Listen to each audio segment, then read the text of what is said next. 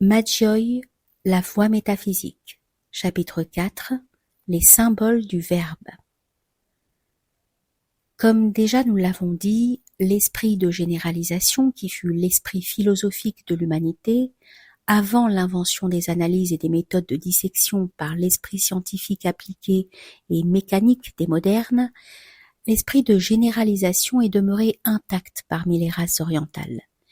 Et c'est la méthode synthétique, mathématique et logique qui fait le fond des livres traditionnels les plus antiques, que le respect des peuples dépositaires nous a transmis, incorrompus et intangibles, jusqu'à nos époques extrêmement civilisées et individualistes.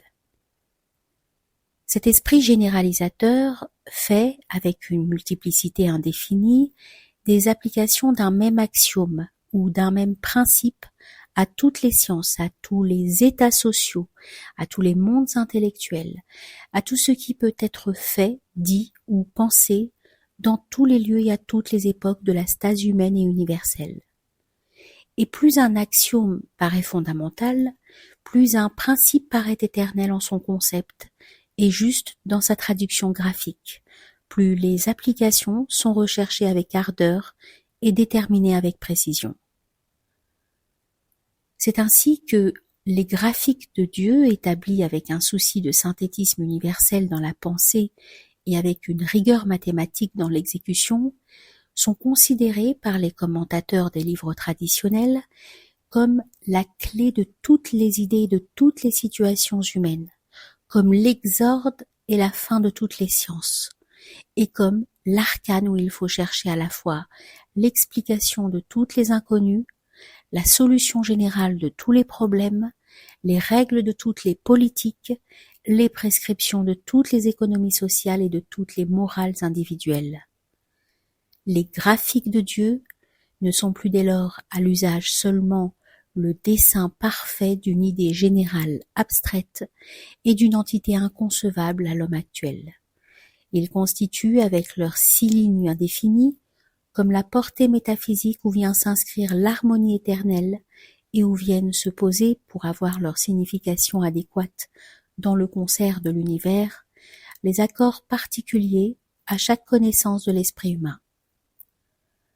Pour user d'une comparaison plus facile et grossière, mais tout aussi exacte au point de vue graphique, chaque connaissance de l'esprit humain est semblable à l'une de ses correspondances diplomatiques, où gisent parmi des inutilités et un fratras destiné à égarer et à dégoûter le vulgaire et les indiscrets, la solution des problèmes d'où dépendent la vie et la gloire des peuples. Tombées aux mains des ignorants, ces lettres demeurent incompréhensibles. Elles n'ont de sens et d'effet que pour ceux qui les écrivent et ceux à qui elles sont destinées.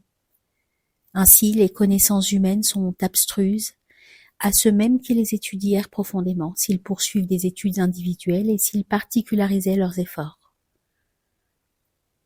Et les graphiques de Dieu sont la grille qui, posée sur le texte informe, en sublimise les parties utiles, en détruit les parties inertes, et fait, entre ces intervalles, toujours aménagés de la même façon pour tous les textes, éclater aux yeux de ceux qui savent les vérités nécessaires, les arcanes directeurs de toutes les sciences et moteurs de toutes les actions humaines.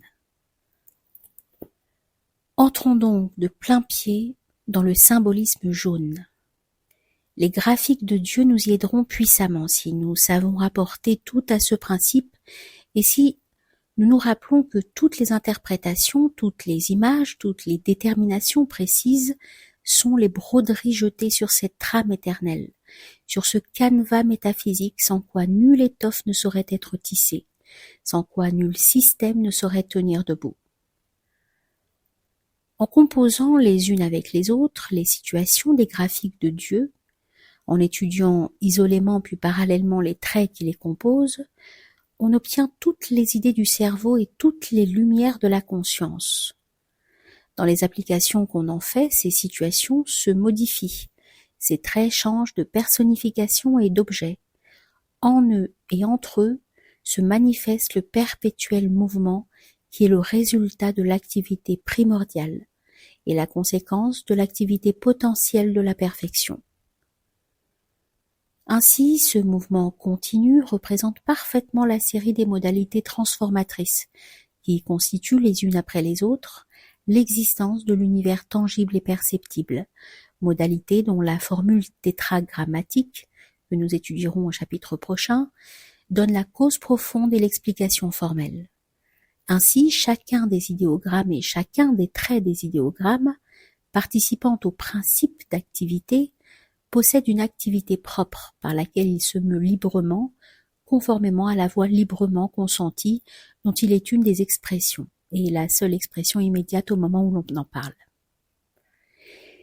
Il en résulte que chacun des traits à mesure et pendant qu'on le considère acquiert une personnalité, due à la manifestation de son activité particulière. Il paraît donc logique et sensé que le symbolisme intellectuel et phonétique, on verra plus tard la raison de ces adjectifs juxtaposés, leur ait donné la figure expresse de la toute-puissance et de la toute-activité, c'est-à-dire la figure du dragon, maître omniscient des chemins de la droite et de la gauche. La légende du dragon. Les dragons et les poissons ont la même origine. Mais combien pour chacun la destinée est différente. Le poisson ne peut vivre hors de son élément. Mais qu'un léger nuage s'abaisse vers le sol et l'on voit le dragon s'élancer dans les airs. Ainsi chante la 11e strophe de cette célèbre ballade, la vie joyeuse, au son de laquelle, dans tout l'Extrême-Orient, les vieux lettrés sourient et les petits enfants s'endorment. Elle allusionne la légende du dragon que nous citons parce que on y trouvera l'origine de la Genèse mosaïste, la fiction sinaïtique de la loi et peut-être aussi le symbole de la synthèse alchimique. L'eau qui coule sur la terre, disent les vieux conteurs, est semblable aux nuages qui volent dans le ciel. Leur nature à tous deux est semblable, seule leur apparence diffère. Et c'est la chose importante car l'humidité féconde l'univers, comme la voix du ciel féconde la pensée des hommes.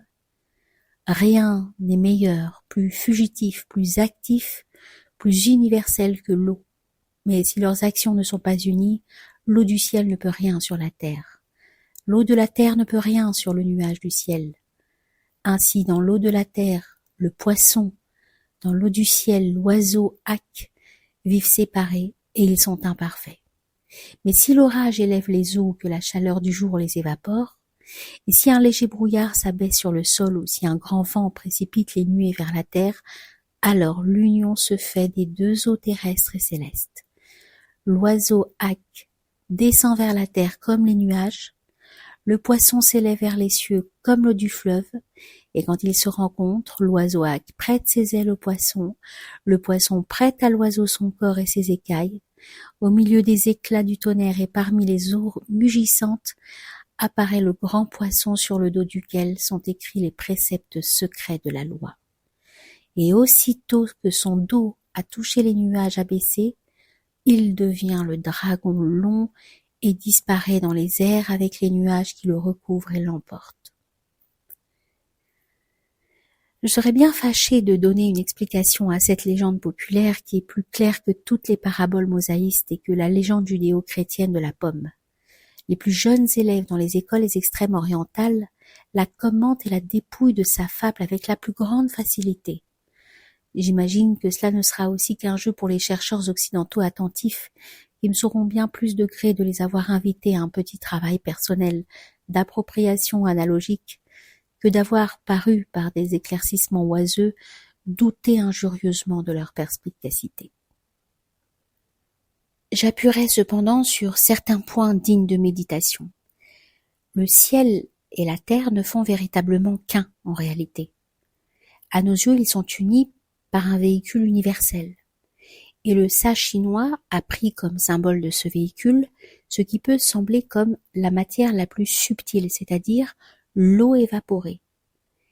Infiniment subtile mais toujours matérielle, telle est la caractéristique du véhicule universel. Et le sage chinois se rencontre ici avec le dogme théosophique, ce qui n'a rien de surprenant puisque les doctrines sont étroitement sœurs, et aussi avec la doctrine platonicienne, et avec les assertions de l'école gnostique et de Clément d'Alexandrie sur la matérialité de l'âme humaine. Précisons aussi que La perfection n'existe que par l'union du ciel et de la terre, et que c'est dans cette union seule que le dragon se manifeste, et que, aussitôt manifesté, il disparaît dans les airs. Ce symbole s'entend de deux façons. L'une est que l'univers est toujours dans une activité extrême, l'autre est que la perfection n'est pas visible aux yeux humains, ni intelligible à l'esprit humain. Elle disparaît si elle est vue ou comprise par nous. Elle n'est plus la perfection. Ainsi, le dragon est un symbole que l'homme se figure, mais qui n'existe pas pour lui. Mais il existe réellement dans l'union totale réalisée grâce au véhicule universel. Prenons donc ce symbole du dragon, tout en le trouvant, si l'on veut, enfantin du langage. Mais conservons-le comme une image excellente et comme une abréviation commode dans les propositions métaphysiques. J'ai dit plus haut qu'il était un parfait symbole intellectuel et phonétique. L'explication de la légende s'applique à l'intellectuel. Le phonétique est plus curieux encore et généralise et éclaircit toutes les données précédentes. Qu'est-ce donc au fond, dans la métaphysique jaune, que ce dragon symbolique? Qu'est-ce donc ce véhicule universel qui est comme l'aura du symbole? C'est très exactement le verbe. Non seulement dans l'esprit des savants et des commentateurs, mais dans la démonstration de la philologie elle-même. On sait en effet ce qu'est le logos platonicien et alexandrin. Le radical log se prononce fort appuyé et en syllabe longue. C'est exactement le nom de l'idéogramme du dragon. Celui-ci est long, avec l'O long, le O long, et le N bref et sourd, et il se prononce log, avec un E muet, dans les vice-royautés de la Chine centrale. Ainsi, la philologie apporte son témoignage éclatant à la métaphysique. Il n'y a jamais eu qu'une vérité. Les symboles de cette vérité diffèrent, mais la prononciation de son nom est partout identique. Et le logos platonicien et le verbe de l'apôtre Jean, que, sans bien l'approfondir, les chrétiens exaltent à la fin de tous leurs sacrifices, n'ont pas de représentation plus immédiate ni de plus exact symbolisme dans toute l'humanité que cet universel et invisible dragon qui, du haut du ciel, couvre toutes les philosophies orientales de son ombre mystérieuse. Kien, c'est l'action du ciel, c'est l'activité. L'homme doué l'imite en s'efforçant sans cesse. L'homme doué, dont il est fait mention tout au long du Yiking, et pour l'usage duquel les préceptes du Yiking ont été formulés, constitue une expression spéciale aux races jaunes. Il serait facile, et d'autres l'ont fait, d'entasser des volumes de commentateurs sur cette expression, puis pour en déterminer la valeur exacte. Ainsi trouvera-t-on en d'autres langues les initiés, les mages, les grands prêtres, les francs juges, les saints, les bienheureux, les mahatmas, et d'autres termes encore. Tenons-nous, en ce qui concerne l'homme doué, à la définition simple et sage de la tradition chinoise.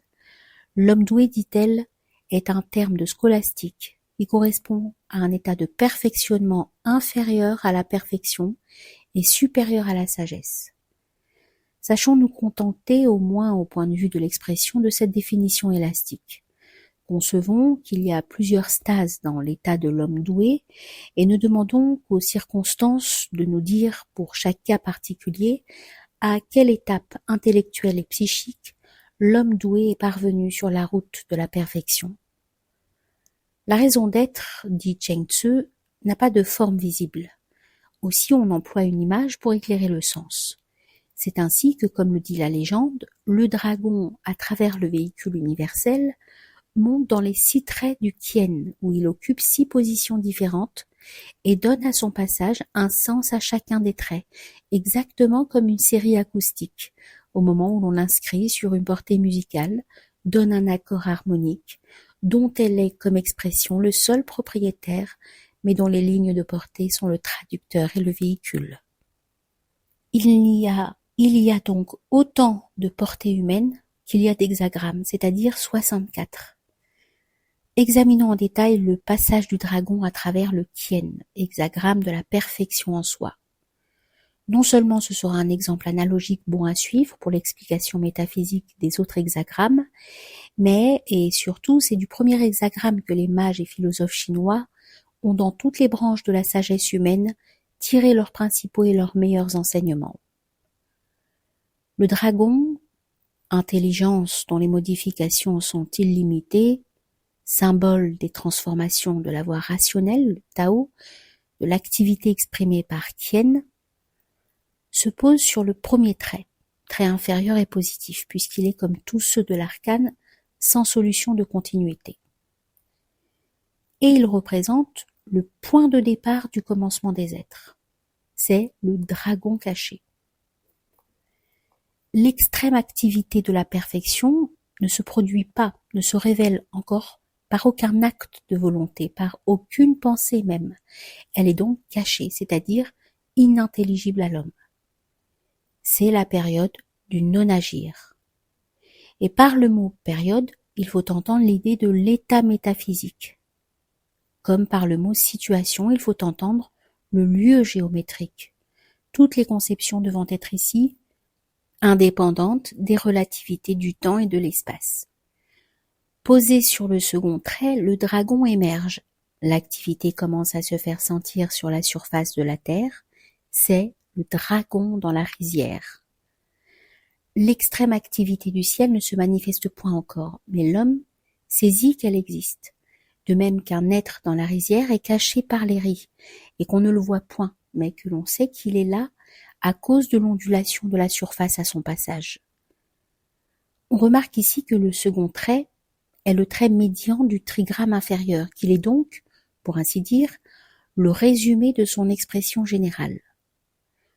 On remarque aussi qu'il y a un sens à extraire de sa comparaison avec le trait médian du trigramme supérieur, qui est son sympathique système de correspondance.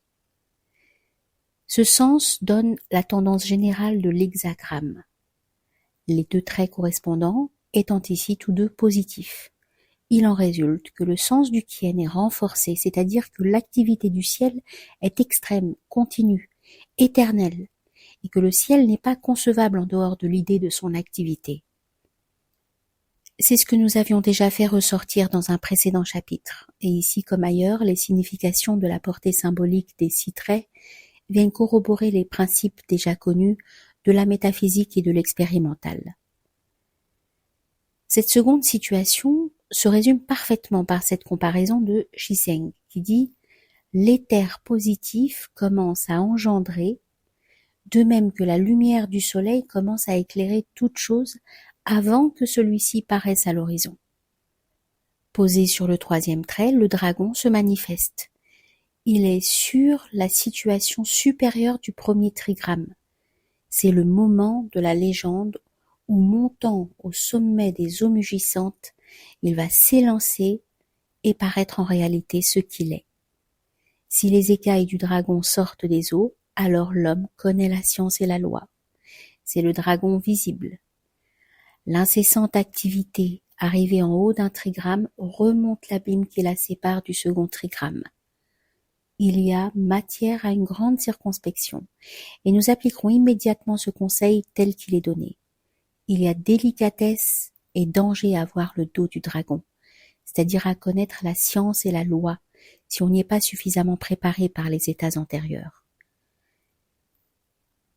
C'est là la volonté d'expansion de tous les êtres, très parfaite puisqu'elle est le couronnement de l'activité, mais très dangereuse, puisqu'elle peut aboutir à la multiplicité, c'est-à-dire aux formes et à la désunion. Posé sur le quatrième trait, le dragon tente à quitter le monde, c'est-à-dire à disparaître, puisqu'étant manifesté, il deviendrait, s'il demeurait, intelligible à l'homme et ne serait plus la perfection en soi. Mais il ne s'envole point encore. Il est comme le poisson qui saute hors de l'eau avec la volonté mais sans les moyens de disparaître. C'est le dragon bondissant, également prêt à s'effacer dans l'éther des espaces célestes et dans les profondeurs des gouffres où se trouve le lieu de son repos. L'incessante activité à l'extrémité du bond peut prendre les ailes du dragon et disparaître en haut, ou conserver les nageoires du poisson et disparaître en bas. Il y a donc liberté d'avancer ou de reculer. C'est ici le symbole de la liberté et de l'indépendance avec lesquels l'univers se meut et entre dans sa voie. La situation est indéterminée, mais quelle qu'en soit la solution, on voit que le véritable but du mouvement de l'activité est le repos absolu qui est au-delà des forces humaines. C'est le nirvana intelligible mais inaccessible à l'être humain que nous connaissons.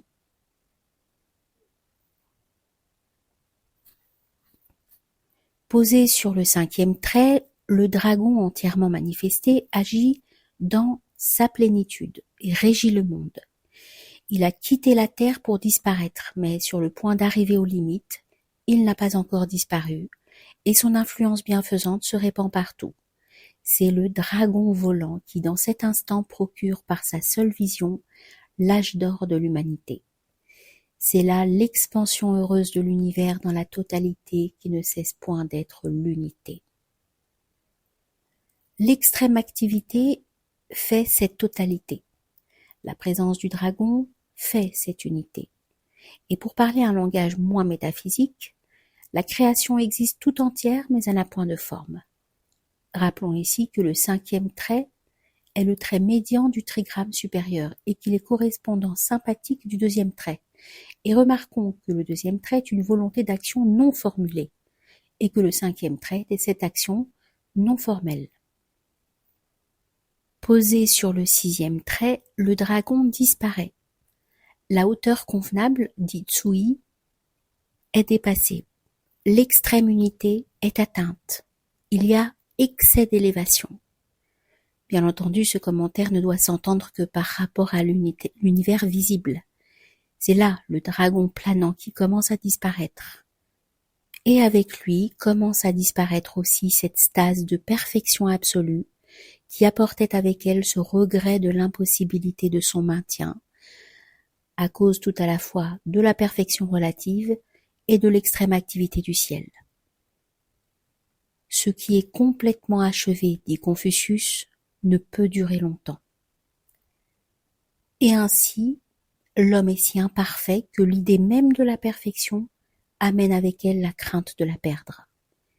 C'est ici la création tangible, ou mieux, la divisibilité de l'unité par la multiplication des formes, et l'établissement de la dualité relative de la perfection passive, intelligible à l'homme, par la disparition du dragon qui symbolisait l'unité à travers le véhicule universel.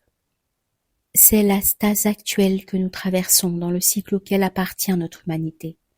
Et le regret de cette humanité engendre son désir unique, que les psychologues peuvent nommer le besoin d'idéalisme, et qui est en somme le désir de rentrer dans l'état d'unité, de remplacer la perfection passive par l'active que nous ne comprenons point, mais dont nous savons la nécessaire existence, le désir, en un mot, de revoir le dragon.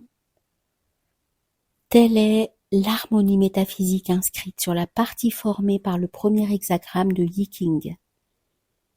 Il faudrait faire un volume pour en déduire sur ce plan même toutes les données des sciences conséquentielles, genèse, création, cosmogonie, théogonie, théologie, ontologie, synthèse universelle, origine des lois humaines, etc.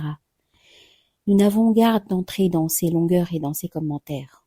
Un tel travail qui, une fois la base donnée de la connaissance, est relativement facile, doit être laissé comme un intéressant exercice et aussi comme une gymnastique méritoire à l'intellectualité des chercheurs, dont la mentalité deviendra à l'aide de ces recherches plus adéquate à la mentalité requise pour comprendre tout le sujet et plus apte à suivre dans leur méthode synthétique les développements qui suivront.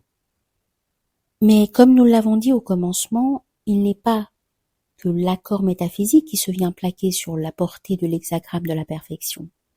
Il y a toutes les sciences en dehors de la métaphysique et de ses sœurs cadettes. Il y a la politique, l'économie sociale, la morale, la divination, et chacune, par un travail analogique, trouve au long de cette portée, et en suivant la marche des 6 dragons, des solutions propres à satisfaire tous les besoins intellectuels de notre humanité. Voyons par exemple en quelques lignes comment l'initié trouve ici des règles pour sa conduite de mage, pour sa spéciale ascèse.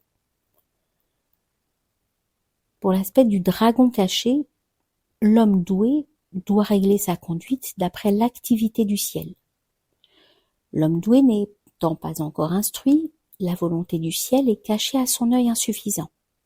Il demeure donc enveloppé dans sa gangue de mortels imparfaits. L'homme doué doit donc méditer, se taire et tâcher de se développer dans l'étude et la contemplation. Et s'il agissait pendant que le dragon est caché, il ne donnerait pas sa mesure et tomberait dans une erreur qui serait préjudiciable à son avenir. Dragon dans la rizière. L'homme doué est conscient de sa vertu mais ne peut encore quitter la terre. Il améliore peu à peu les êtres par son enseignement, mais il ne lui est pas encore permis ni de commander ni de se manifester. Il doit seulement s'attacher à suivre la fortune et l'exemple des mages qui le précédèrent. Dragon visible. L'homme doué, placé dans une situation inférieure à ses mérites, court un danger.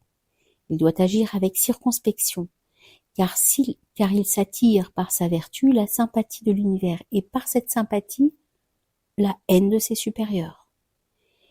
Mais qu'il se retire ou qu'il demeure, qu'il prenne toujours soin de suivre la voie normale, le Tao. Le dragon bondissant.